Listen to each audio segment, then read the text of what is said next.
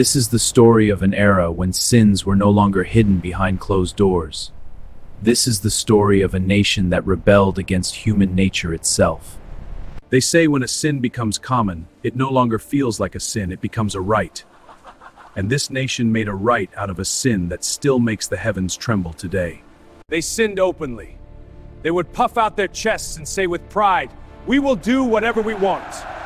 Who is going to stop us? Who dares to stand in our way?" This is the story of the city of Sodom, the story of the nation of Prophet Lut, peace be upon him, a nation that legalized lust, and then Allah did to them what he has never done to any other nation in history. Just picture this city. Located near modern-day Syria and Jordan was the region of Sodom. Allah had blessed them with everything: lush green gardens, flowing rivers, immense wealth, and the finest crops. It was one of the richest and most prosperous cities of its time. But brother, when a man gets too much wealth and the fear of Allah leaves his heart, he becomes worse than a beast. Shaitan attacked them in stages. First, they started highway robbery. They began looting travelers and turning oppression into habit, proving that when guidance leaves, corruption quickly replaces it. And then Shaitan planted a lust in their hearts that no human in history had even imagined before: men being attracted to men. This was not merely a vice, it was a slap in the face of humanity. And the most terrifying part was this: they were not ashamed. They would sit in gatherings and proudly commit this sin in front of everyone, turning what was corruption into celebration. But Allah never punishes his creation without sending guidance first. So Allah sent a prophet among them, Prophet Lut, peace be upon him, the nephew of Prophet Ibrahim, to warn them before the storm descended. "O my people, do you commit such immorality as no one has preceded you with from among the worlds? Indeed, you approach men with desire instead of women. Rather, you are a transgressing people." But what was the nation's reply? Did they ask for forgiveness? Were they ashamed? No. The leaders of the nation burst into laughter and looked at Lut with sheer arrogance. "O Lut, if you do not stop this preaching, we will expel you from this city. You think you are too pure for us? Get out of here, and if you are truthful, then bring upon us this punishment.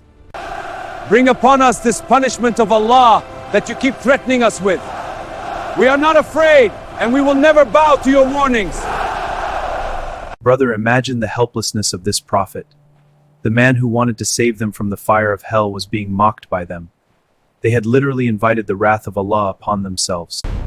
And then the decision was made in the heavens.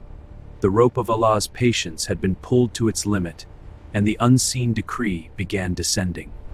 One evening, Lut was in his fields. Suddenly he saw some incredibly handsome young men approaching his city. These were not ordinary humans, they were the angels of Allah who had come in human form. Lut panicked and broke into a cold sweat. He knew exactly how cruel and lust-driven his nation was. If those people saw these beautiful guests, what terrible scene would unfold? Lut secretly gave the guests shelter in his home.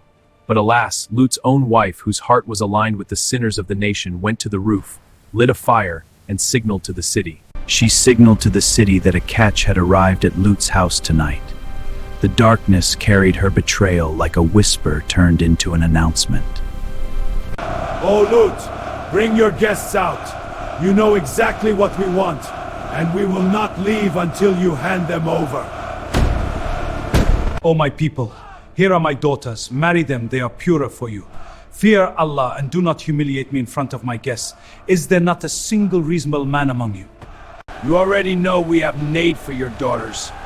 You know exactly what ye want. Do not stand in Untold now." If only I had the strength to fight you, or could take refuge in a strong stronghold. My heart can bear no more. O Lut, do not fear. We are angels sent by your Lord. These oppressors can never reach you, and tonight the promise of Allah will unfold. Leave this city with your family during this part of the night, and let not any of you look back. Except your wife, for whatever strikes them will strike her too. Their appointed time is the morning. Jibreel struck his wing outwards, and in the very next second the eyes of those savage men standing at the door were erased. They went completely blind and began screaming in terror. Their eyes had simply disappeared from their faces. They crashed into walls, tripping over one another, shrieking in confusion, yet even in blindness their arrogance refused to submit. Lut left the settlement with his family under the cover of night. The command was clear: none of you should look back, for the morning would carry a decree unlike anything this earth had witnessed before.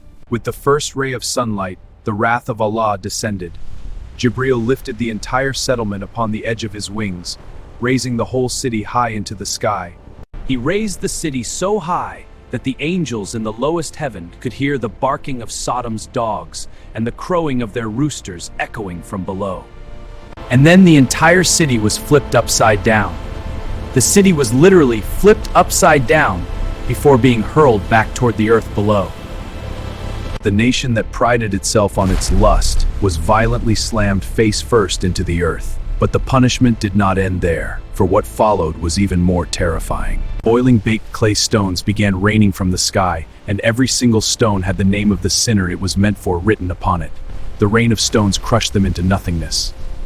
Even those who had traveled outside the city were chased down by these stones and destroyed.